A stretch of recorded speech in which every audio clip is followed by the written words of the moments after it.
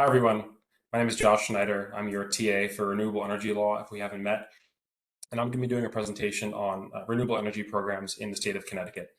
But before I get into that, I want to take a second to talk about some of my experiences in this field, what motivated me to get into energy law in the first place, and in hopes that you might find some use in that. And if you'd like, you're welcome to reach out to me and we can discuss more.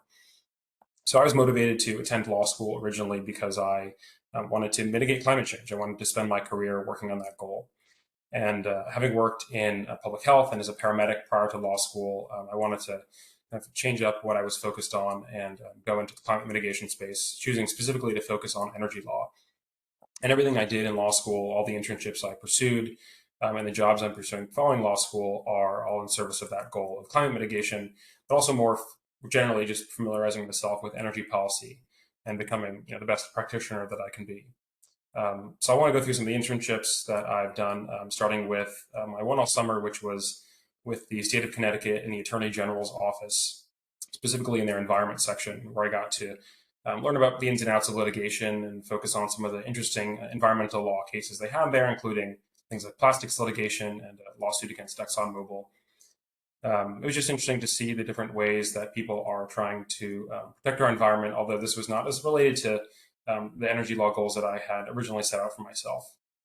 I then had the opportunity to intern with the Department of Energy and Environmental Protection in Connecticut, deep in their Bureau of Energy and Technology Policy, where I got a closer look at some of the programs that they work on. This was a shorter internship, part-time during the fall of my 2L year. And then I had the opportunity later that year to go through the semester in DC program at UConn Law, where I interned with the Federal Energy Regulatory Commission, FERC, as you probably are now aware, if you weren't already, in their Office of Administrative Law Judges. And this was a great experience. I worked there full time for a full spring semester and really got to learn about how FERC operates and all the different things that the administrative law judges do there, including a lot of the rate cases that they do in their administrative law judge office. And I'll actually be returning there after law school as a law clerk. It's part of their 2-year law clerk program, where I'll be assigned directly to a couple of different judges and get to work on their cases and help hopefully write some decisions and attend and help manage their hearings. And then finally, last but certainly, well, actually, I have two more to mention. One is also the Department of Energy. I was able to work in their Office of Assistant General Counsel for legislation, regulation, and energy efficiency. This is where I got to learn about some of the um, legislative proposals that come out of the agency and are transmitted to Congress, reflecting a lot of the goals of the Department of Energy and things they'd like to advance through the legislature, the federal legislature. Also focusing on their energy efficiency programs and learning how big of an impact that really has on reducing energy consumption and how much it helps actually with mitigating or reaching our climate goals. So that was interesting and something I hadn't focused on before. Also learning about the rulemaking process and how regulations are promulgated at the Department of Energy, especially at a time when administrative law, as I'm sure many of you know, is changing so much.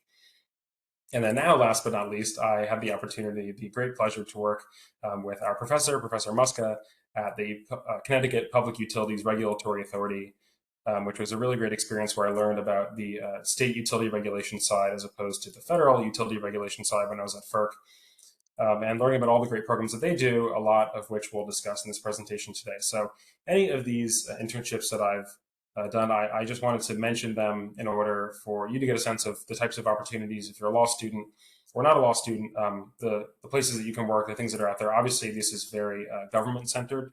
That's because I always had interest in working in state or federal government. But if you found interest in any of these places I worked, please reach out to me and we can talk about them more. But again, it was just to give a sense of the things that are out there and what you could potentially do with a career in energy law, especially if you're interested in policy and regulation. So now let's move on to the presentation. Again, we're going to be talking about some of the renewable energy programs in the state of Connecticut, specifically the ones that influence or try to promote the proliferation of renewable or distributed renewable energy resources in the state of Connecticut. So just to give a quick agenda of what we'll be running through, I want to give a little bit of context to start about the renewable energy transition. And then we're going to talk about three main programs. That is the Residential Renewable Energy Solutions Program, or RRES, the Non-Residential Renewable Energy Solutions Program, NRES, and the Shared Clean Energy Facilities Program, or SCEF. So again, just to give a little bit of context first about the renewable energy transition.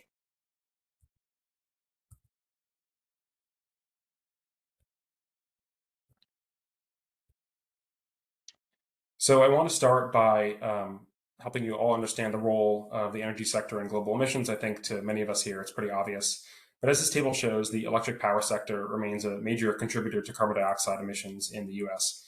In 2023, as the chart shows, this sector alone accounted for about 30% of our nation's total energy-related carbon dioxide emissions.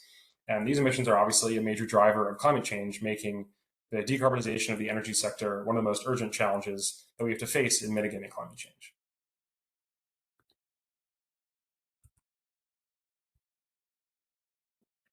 So, despite this imperative to transition away from fossil fuels, renewable energy sources, unfortunately, currently only make up about 9% of our total energy consumption in our country. This highlights the gap that exists between our climate goals and our current resource mix of energy on the grid. And to achieve these ambitious renewable energy goals that we've set out, states play a big role in employing a mix of different strategies to encourage development of both utility scale, which is the big ones, and utility scale renewable energy and distributed energy resources, which we'll talk about more what that means, or referred to as DERs.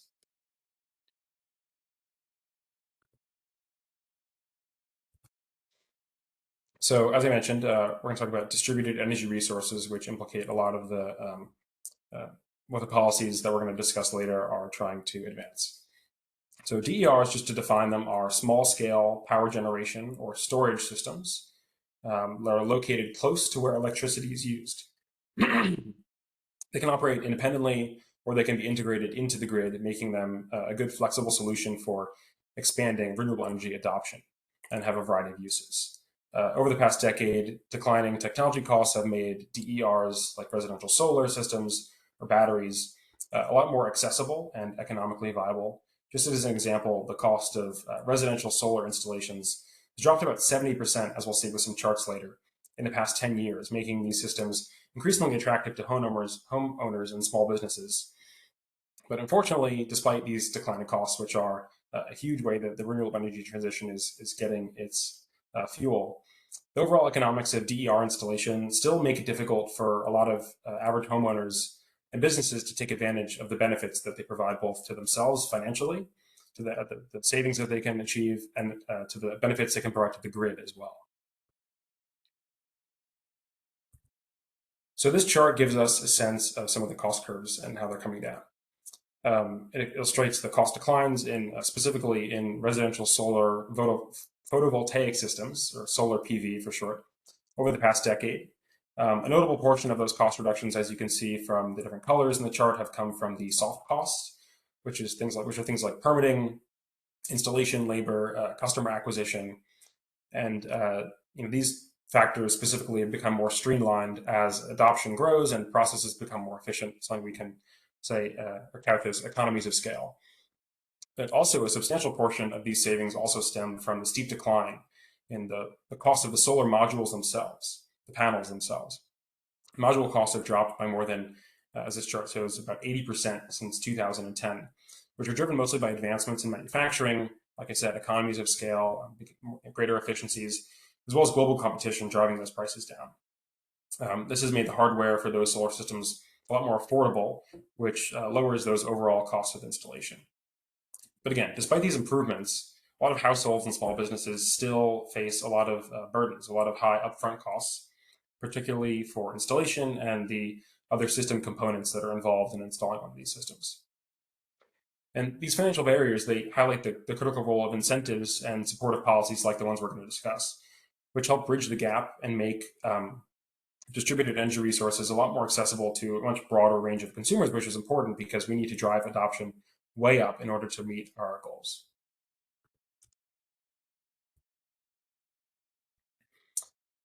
So as the last chart showed, so for that focused on solar PV, this one focuses on batteries. Advancements in battery technology are also making energy storage, which is important to pair with generation, a lot more affordable. This chart shows the steep decline in battery cell costs, which have fallen nearly 90% since 2010. Those are huge, huge cost declines. And affordable energy storage is pretty critical for DERs because it enables customers to store the excess energy for use during times when generation is low, such as at night or during cloudy days, in order to provide power during those times. So I want to talk about some of the challenges that, excuse me here, some of the challenges that come, oh, sorry, let me back up. So I want to talk about specifically how compensation is usually provided by the electric distribution companies, which are your utilities, your distribution utilities like Eversource and UI, for the energy that distributed energy resources like batteries or solar PV can provide to the grid. So typically it's been through something called net metering. This is a billing mechanism that allows customers with on-site DERs to do things like export excess electricity that's generated to the grid. And they can also receive credits on their utility bill for the energy supplies, often at the retail electricity rate. This is the same rate that you pay for kilowatt hour on your electricity bill. And it allows you to offset those electricity costs by using these credits, again, during times when the system is not generating, like at night. There are a lot of advantages to net metering. It obviously encourages renewable energy adoption because it allows pretty high compensation at that retail rate to folks that are providing energy to the grid through their DERs. And that then reduces your utility bills and can also support grid reliability because you have, it can help people kind of shed some load. So while you're providing your access to the grid, you're also providing a direct energy to your use in your home or wherever the DERs are hooked up to. And that can reduce load and shave some of those peak demands during those peak demand times. So while there are a lot of benefits to net metering, there are also some problems associated with it. And one of those is known as cost shifting. Now, cost shifting happens when people with solar panels save money on their electricity bills by sending their extra power to the grid. But the electric company still needs money to maintain the grid and provide electricity to everyone, including those same people who are benefiting from DERs. But if some people pay less, others end up having to pay more to cover those costs. And this can make electricity bills higher for people who don't have solar panels and benefit from DERs. So I want to give a brief example to help illustrate this because when I first learned about cost shifting, it was a bit confusing. So imagine you and your classmates are sharing the cost of keeping the classroom lights on. Now, we're a virtual class, asynchronous, so we don't have a classroom, but just bear with me here through this example. So everyone pays the same amount to cover that electricity bill. But let's say that some students bring in flashlights that they use for their light, and these flashlights are powered by solar panels. They don't need those classroom lights as much anymore, so they would pay less. That sounds fair because they're not using lights, they're using their flashlights that they brought instead. But here's the catch. The cost to keep the lights running for everyone else stays the same. That overall cost to maintain the grid of the lights in this situation is a fixed cost. It doesn't change. You still have to have the wires up and the switches, the light switches to make sure that the lights work, even though less people are using it. So now the rest of the class that are still using the overhead lights, not using their flashlights, have to pay more to cover the costs for the students with the flashlights. And that's what cost shifting is, when some people end up paying more because others are paying less. And in the real world, this happens with electricity. People with solar panels save money by using the power, their own power that they generate with their solar panels or their batteries, and sending extra to the grid. But the power company still needs money to keep the grid working for everyone, again, including those people that are benefiting from the solar panels. So people with solar panels might have to pay more to make up, or sorry, without solar panels might have to pay more to make up that difference. So this is one of the downsides to net metering, especially with those higher rates, those higher retail rates that people with those DERs are being compensated at. And so the programs that we're going to discuss today really try to remedy that. But first I want to give just one more example, and this is a real world example as opposed to my flashlight example. And that is a bill that was recently vetoed by Governor Newsom in California. So this is SB 1374, and which was ultimately vetoed. And I think it highlights the ongoing debate over solar energy policy in California, particularly around schools trying to adopt solar panels and the cost shifting concerns that ultimately led to this bill's veto. So, just briefly, SB 1374 was designed to make solar energy more financially accessible for California's public schools. Under the current rules, which still stand today because of that veto, schools that generate solar power must sell all their electricity to the grid at a lower avoided cost rate as opposed to that higher um, retail rate. So essentially, avoided cost rate is the cost that the utility avoids by buying power from an external source, like a wholesale typical generator, which doesn't have those grid costs baked into the retail rate, into the rate like the retail rates, which is lower. So the retail rates are higher, but the cost they buy from the wholesale is lower. So then they also buy back the electricity needs at a higher retail rate again. So this makes installing solar systems financially unattractive again because they were forced to buy at the lower rate instead of the higher retail rate.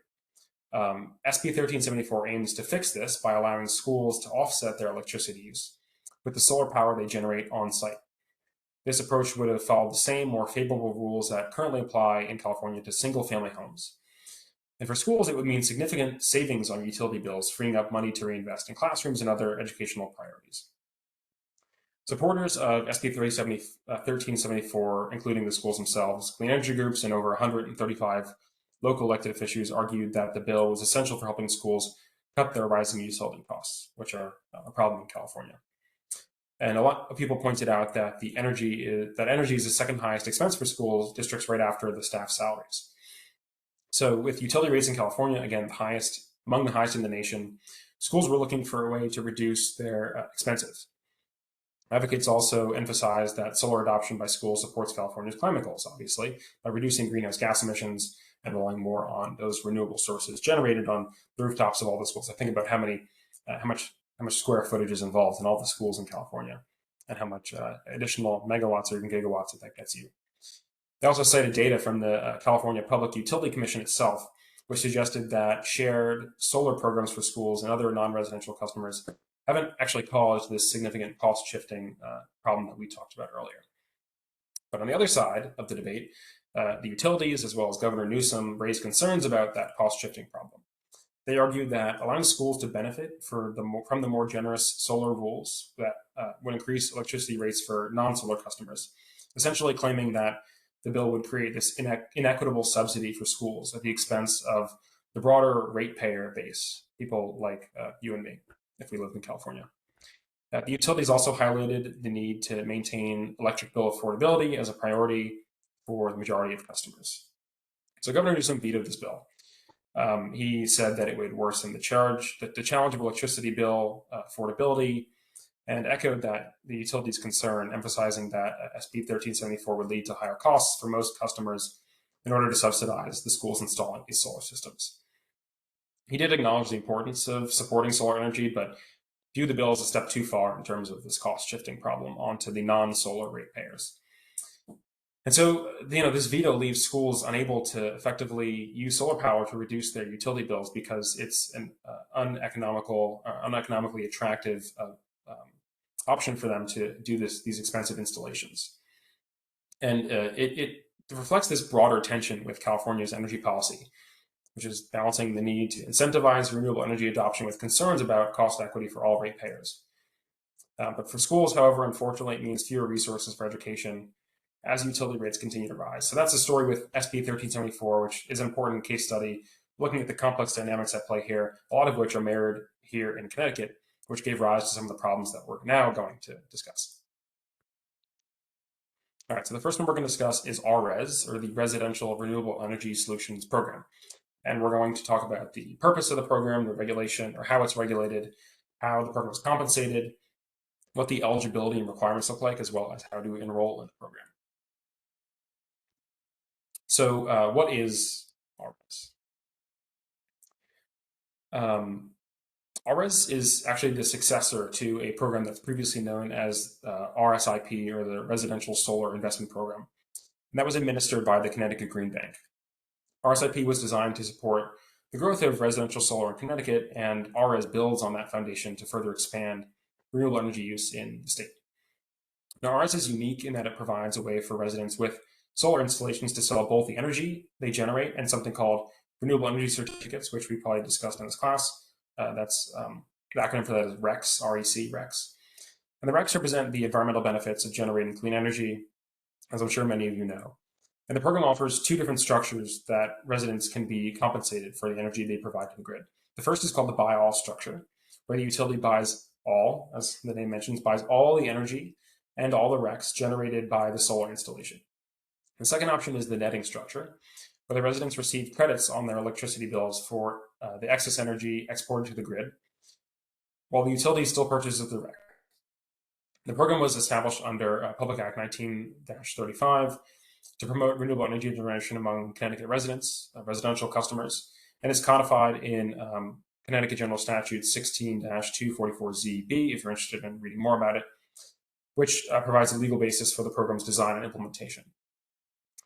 RES is administered by Connecticut's two main electric distribution companies, which I'm sure a lot of you are all too familiar with, Eversource and UI. And they handle the logistics of the program, including the management of the contracts with the customers. They oversee the payments and making sure that energy generation, that the energy generated aligns with the state's grid and renewable energy goals. In short, RES is a structured pathway for residents to participate in Connecticut's clean energy movement by making their solar power that they generate on the roofs available to the grid and getting paid for it in a way that benefits both them as a consumer and the environment and Connecticut's renewable energy goals. So who regulates this program? PURA is the short answer, is the main regulator for the RS program. And their role is crucial. They ensure that the program complies with Connecticut's legal requirements as outlined in the law and policy goals more generally. This means that they're focused on making sure the program aligns with our environmental goals and consumer protections. In other words, PURA works to balance the needs of customers, the integrity of the grid, and the state's renewable energy ambitions. PURA's involvement started with what's called the authorizing decision in docket number 20-7-1.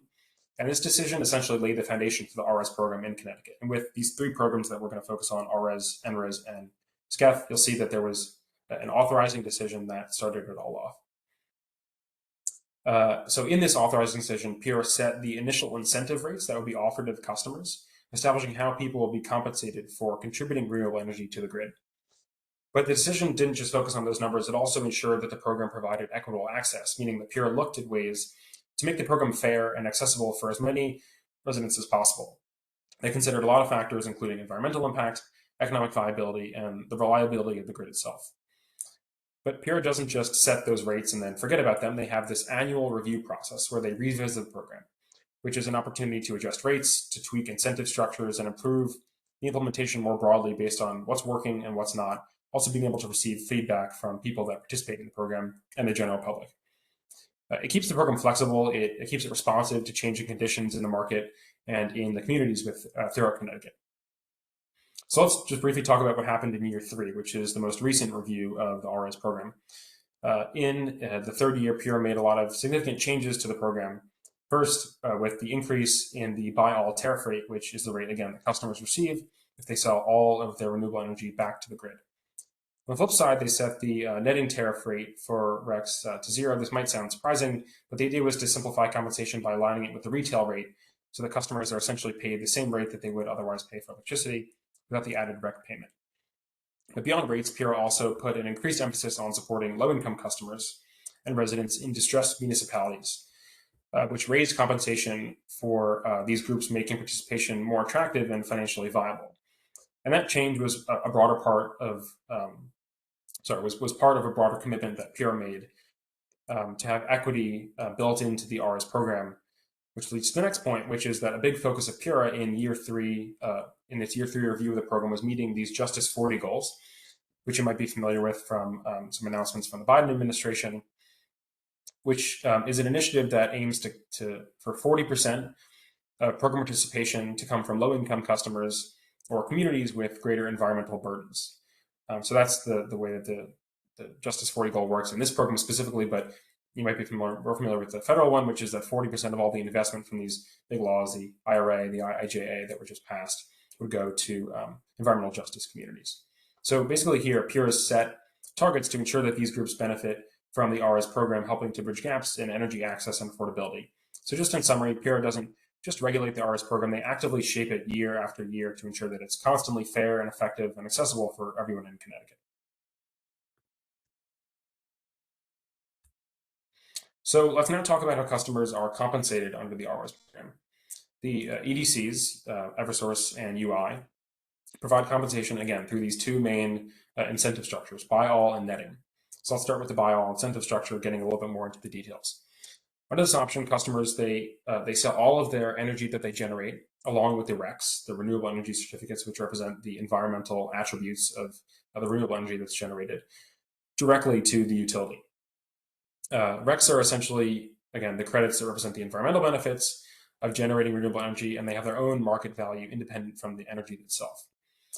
The EDC, or the utility, buys the energy and the RECs from the customer at this fixed rate, meaning that customers get a consistent, predictable payment for the energy their system generates. Customers have flexibility with this payment. They can choose to receive it as a direct payment, which can go to a designated beneficiary like a family member or business partner, or they can receive it as a credit on their bill that reduces their utility bill. So they just pay it, and it's a reduced amount each month based on how much they sold back to the grid. The other option, as we've said before, is the netting incentive structure, which works a bit differently. Customers use what's called a bidirectional meter that's installed, which we'll talk about a little bit later. That measures both the energy they consume and the energy they produce. With this setup, any excess energy generated by the customer's system, essentially energy that they don't use themselves, gets sent to the grid, and the customer earns an on-bill credit at the retail rate, which is, again, the standard rate they would normally pay for electricity. In this case, the RECs are sold separately from the energy, giving customers the option to retain some financial benefits of those certificates as well. In addition to these basic two incentive structures, the RS program offers incentive adders, which provide extra compensation to encourage broader participation in renewable energy, especially from underrepresented groups. For example, we have the low-income adder, which gives this additional financial incentive to customers who earn at or below 60% of the state median income. This is intended to make sure that solar energy is more accessible and affordable for low-income residents.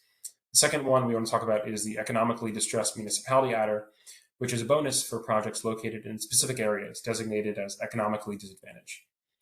These areas might face higher barriers to adopting renewable energy, so this adder aims to make the program, again, more attractive and feasible for residents there. So to summarize, RS offers this range of compensation options, whether customers want this more straightforward payment or setting up a netting or a netting setup with these bill credits.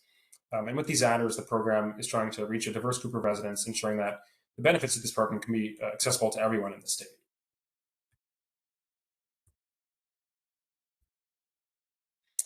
So let's talk about who qualifies for the RS program. There are a few key eligibility requirements, so let's walk through each one. First, there is the installation date requirement. So to be eligible for RS, a project has to be installed after January 1st, 2022.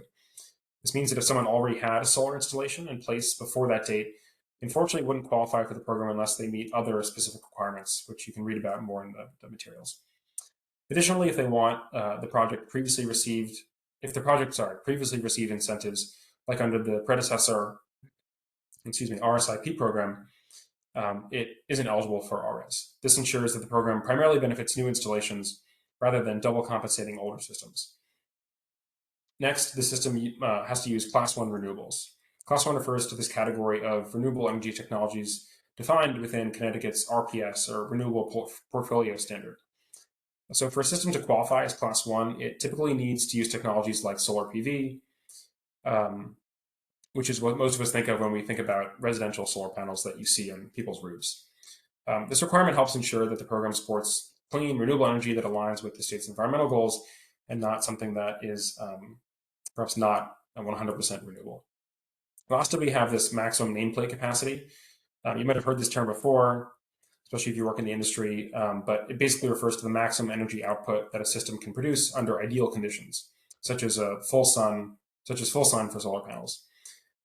Think of it as like the peak output of a system. So for RES, the cap on the nameplate capacity is something that must not exceed 25 kilowatts, or kW, as I'll refer to it throughout the presentation. This limit keeps the program focused on these residential scale projects rather than larger ones that might be more appropriate under the NRES, non-residential program. So just to sum up, Eligibility for ROs depends on a few specific criteria: the installation date, the use of approved Class 1 renewable technology, and then staying within that 25 kilowatt nameplate capacity limit.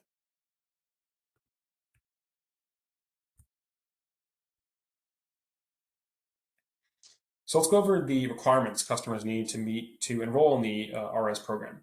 There are two main areas to cover here: the energy assessments and the system size and characteristics. So with energy assessments, to be eligible, customers need to complete an energy assessment. This can come in a few different forms. They can complete a home energy solutions assessment, which is a program in Connecticut to help homeowners identify ways to improve their home's energy efficiency. Excuse me. The other option is the Department of Energy Home Energy Score. This is a scoring system from DOE that assesses a home's energy performance. And finally, people can use the Weatherization Assistance Program, which is a federal program that helps improve the energy efficiency for low-income homes. For most homes, this assessment is a crucial first step to joining the program because it ensures that the home is already optimized for energy efficiency before adding solar. There are a couple of exceptions here. Homes that were built after 1980 may be exempt from this requirement, since newer homes are generally built to be more energy efficient by design. There's also this good cause exception for certain applicants or who may not be able to complete the assessment for specific reasons outlined in the program documents. Second area to look is the system size and characteristics. The solar system installed needs to be appropriately sized to meet the residential energy needs without exceeding that 25 kW cap. This is designed to keep the program focused again on residential rather than commercial installations. However, the allowable size may also be influenced by additional electrification measures in some homes. For instance, if a customer has a plan to install an electric vehicle charging station in their home or a heat pump, which are both high energy users, they may be allowed to have a slightly larger system to accommodate this extra demand. So in summary, the RS program has these requirements to ensure energy efficiency as well as appropriate system sizing, keeping it focused on residents and making sure that they generate the right amount of clean energy for their homes if they want to benefit from this program.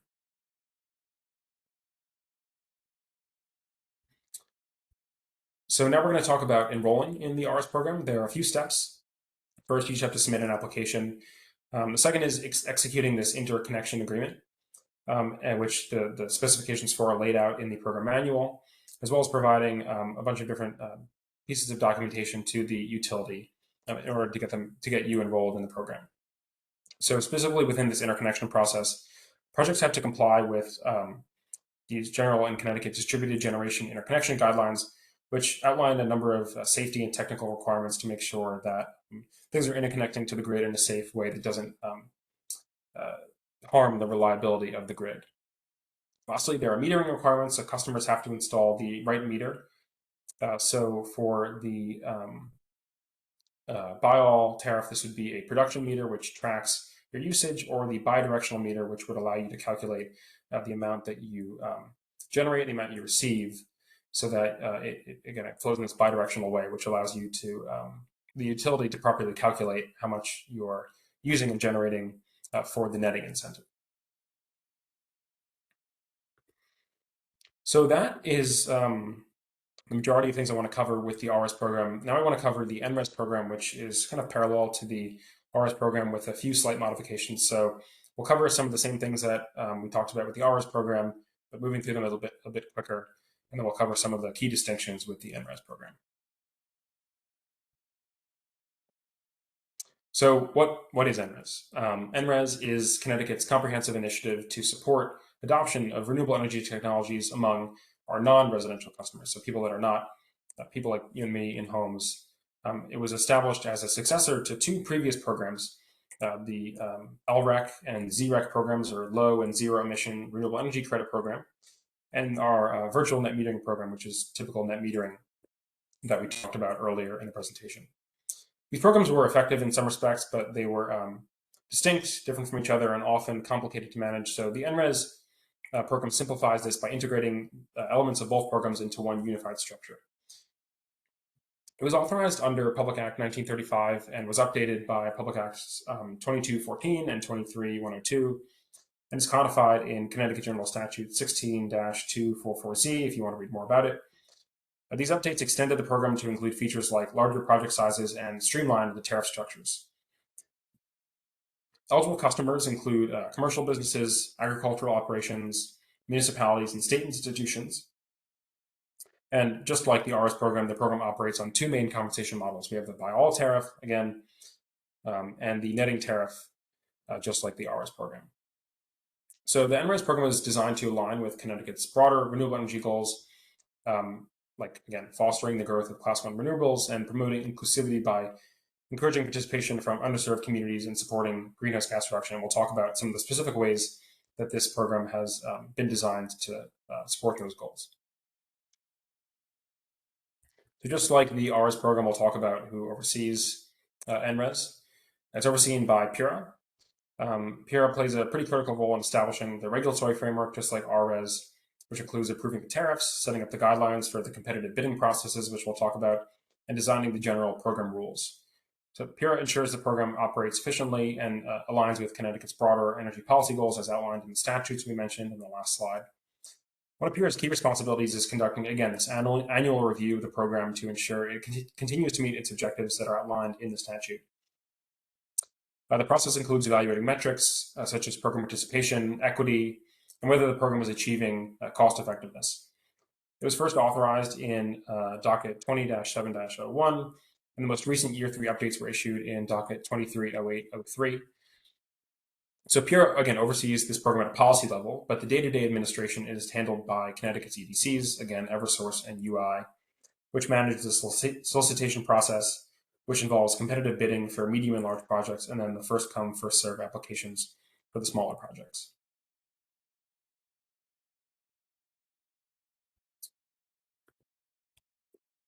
So let's talk about compensation under the NRES program. NRES offers two primary compensation models, again, the buy-all and the netting option, each tailored to accommodate different project designs and customer needs. So let's just review them again for good measure. Under the buy-all model, customers sell all the energy and all the RECs, which are the renewable energy credits, generated by their system, their solar PV, their battery, directly to the grid. In return, they received a fixed payment for every kilowatt hour, megawatt hour of energy produced. The customers then buy their electricity from the grid as usual if you don't have any solar panels on your roof, essentially separating the production and the consumption processes from each other. The netting option, again, we'll explain it one more time, works differently. Here, the energy produced by the customer's renewable energy system is used to offset their on-site energy consumption. And if the system produces more energy than the customer consumes, the surplus is exported to the grid, and then the customer earns credit on their utility bill for that excess that's exported to the grid. The credits can roll over month to month, providing some flexibility and long-term savings for the customer. And additionally, these REC payments are calculated separately and issued quarterly. The project size also determines how compensation is awarded. So small projects up to 200 kilowatts are compensated on a first-come, first-served basis at these fixed rates, ensuring simpler participation for smaller scale installations. And then medium projects, and large projects, and we'll go over the specific figures for those later, go through this competitive bidding process where bids are evaluated based on their cost effectiveness and compliance with established price caps. Again, we'll talk about all those in a second. This tiered structure, combined with the flexibility of the compensation models, again, which we'll talk about in a second, ensures that it can accommodate a wide range of customer types and project scales from small businesses to more large-scale developers.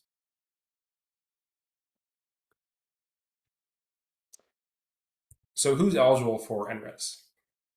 The program is open to non-residential customers that are served by Connecticut's electric utilities, which include commercial businesses, agricultural operations, municipal entities, and state institutions. So collectively, those three of those four, the state, agricultural, and municipal customers, are referred to as SAM customer, SAM, within the program framework. And one notable benefit of the SAM customers is their ability to allocate energy credits to other what's called beneficial accounts.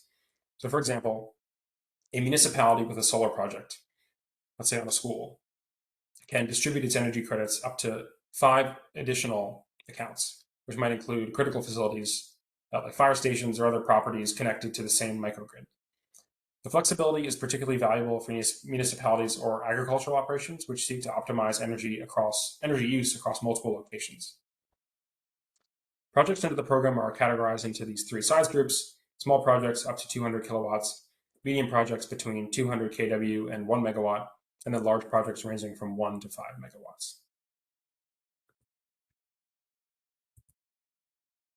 So to participate in the NRES program, you have to meet some key requirements that applicants, that will ensure that the projects are feasible and aligned with the program rules. So first, the applicants must demonstrate site control.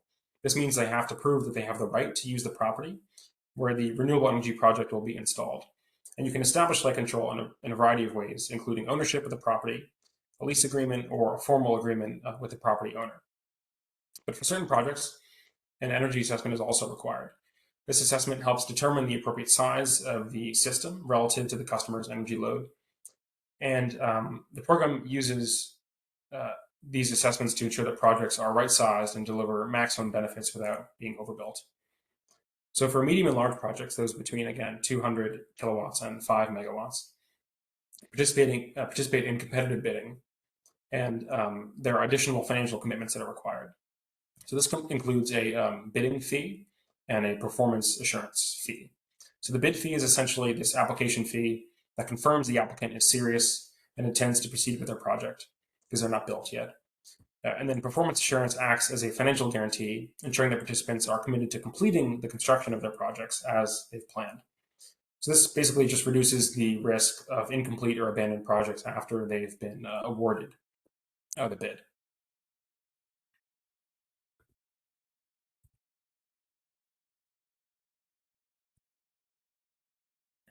So the NRES program also offers a structured and transparent approach to compensation, tailored to the size and type of the renewable energy project.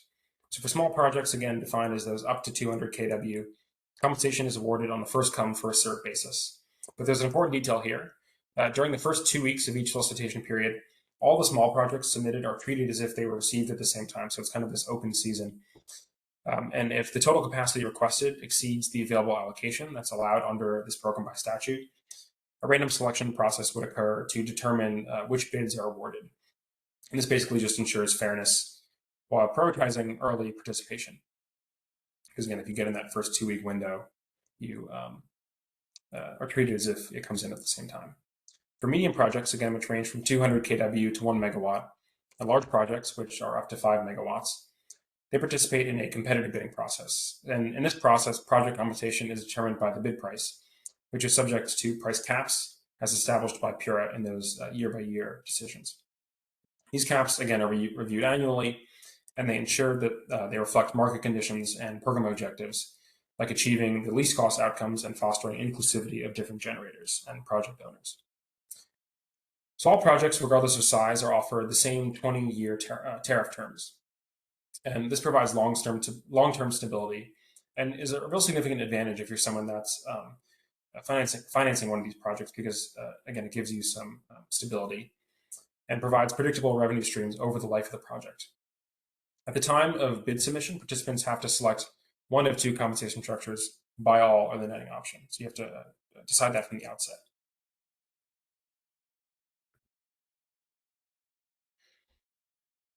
So the NRES program uses a well-defined process for project selection and capacity allocation that ensures fairness and efficiency.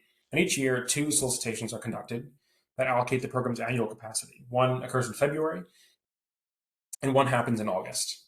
In that February solicitation, 60% of the annual program capacity is allocated, and that ensures that the majority of the capacity is available earlier in the year, providing applicants sufficient time to complete their projects.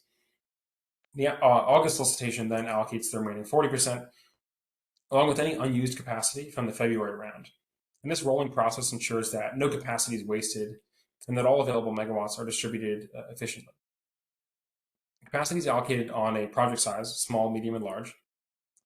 Based on project size, small, medium, and large, and the EDC territory, which is divided between, again, Eversource and UI. So for example, in year 3, Eversource was allocated 60 megawatts for their small, medium, and large zero emission projects combined, while UI was allocated 20 megawatts. So then within those allocations, medium and large projects compete through the bidding process, while the small ones are again awarded on this first come, first served basis. Additionally, certain capacity is actually reserved for those SAM customers, which is again state, agricultural, and municipal customers. And that helps ensure inclusivity and equitable access to the program for these really critical public and agricultural entities, which provide a lot of value to the state. The program also prioritizes capacity allocation to projects in underserved or environmental justice communities, again, aligning with those Justice 40 goals of achieving 40% deployment in this program in disadvantaged communities. So by splitting the capacity allocation into 2 rounds and tying it to project size and EDC territory, the program promotes a more balanced approach that fosters participation across a diverse range of projects and customer profiles across the state of Connecticut.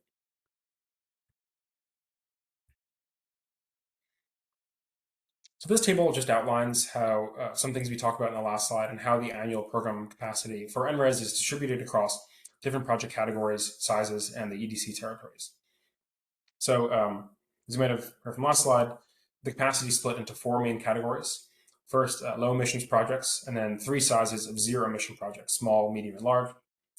And under the NRES program, low emissions projects specifically are defined as renewable energy systems that qualify as Class 1 renewable sources but produce limited emissions. Specifically, these projects must meet strict emission limits outlined in the program guidelines for different air pollutants. These projects are typically technologies like fuel cells using natural gas or biogas, and again, have to meet certain emission criteria to qualify for this category. But as you can see, most of the capacity here in the chart is allocated to the small, medium, and large zero emission projects.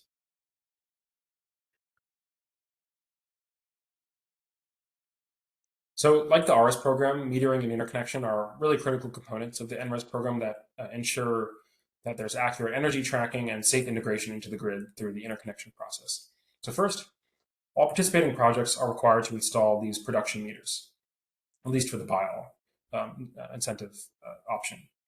These devices, they again measure the total energy output from the renewable energy system. And for netting projects, the bidirectional meters are also required. These meters not only measure the energy generated, but also track the energy consumed and exported to the grid. And that dual tracking, again, allows customers to make sure they're accurately credited for any excess energy that they export. Interconnection with the grid, just like with the RS program, is also essential and has to comply with these strict safety and technical standards that are set by the utility companies. And the process includes a lot of key evaluation pieces. The first is proper system sizing, and that ensures that the project aligns with the energy needs of the site and the load capacity of the grid. Also, engineering reviews to ensure the project is technically compatible with the grid infrastructure, and system stability assessments. And these are for larger projects that in particular must demonstrate that their interconnection won't disrupt larger grid stability or reliability. Larger commercial projects often require more complex interconnection agreements and a more detailed approval process.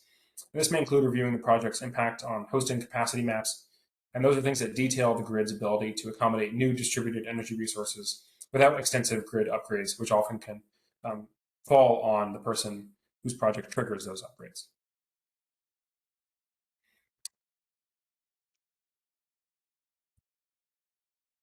So the NRES program also recognizes the unique value of certain innovative and location-specific projects and offers them tailored incentives to ensure their development. These specialized projects align with Connecticut's clean energy and land use goals and promotes these dual-purpose projects that maximize both energy production and efficient land use. So one category for these incentives is solar carports and canopy structures, think parking lots.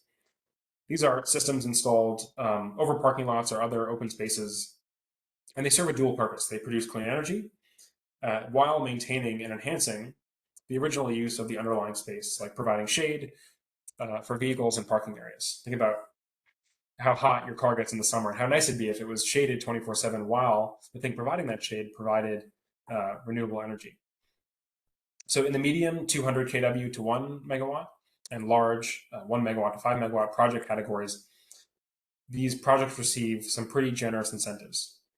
They're not actual incentives, but you'll see how the incentives work in a second. So the medium and large projects receive a 30% bid preference. This means that when a bid is evaluated, its price is effectively reduced by 30% for evaluation purposes only, giving it a significant advantage in the competitive selection process. It also has an increased price cap, and the price caps set the maximum allowable bid price for projects to ensure cost effectiveness. So solar carports and canopies are allowed a higher price cap than standard systems to account for their higher installation costs, which you can imagine how there'd be higher installation costs when you're doing that project in an area that is regularly accessible to the public and is a parking lot that's not perhaps best suited for the installation of these types of projects.